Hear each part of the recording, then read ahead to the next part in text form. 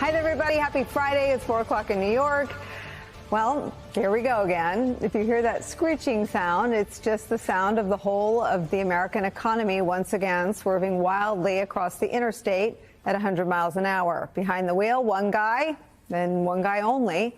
Donald Trump reignited our country's trade war today, making not one but two major and consequential announcements that stand to impact just about all of us, whether we like it or not.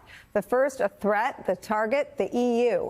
On social media, Donald Trump recommended, to whom no one seems to know, sweeping 50% tariffs on the European Union. They're to start on June 1st because, in his words, trade talks are, quote, going nowhere.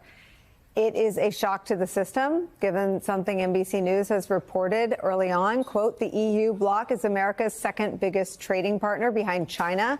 The U.S. exported more than $350 billion of goods to the 27-nation bloc in recent years and imported $550 billion worth of goods. This morning, Republican Congressman French Hill, the leader of the House Financial Services Committee, was asked about this new tariff.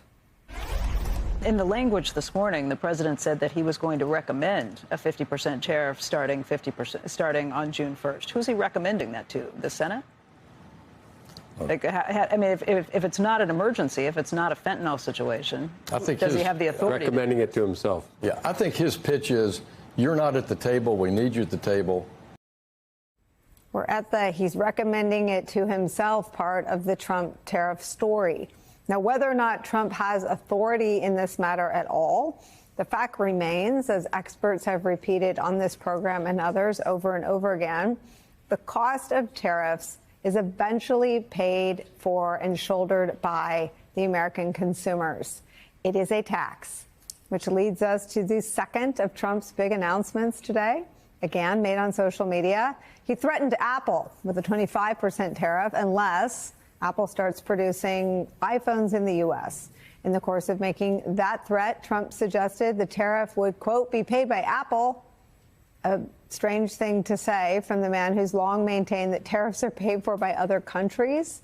But again, neither's true. It's the consumer that pays. Targeting Apple in this manner would bump the price of an iPhone up to about $3,500.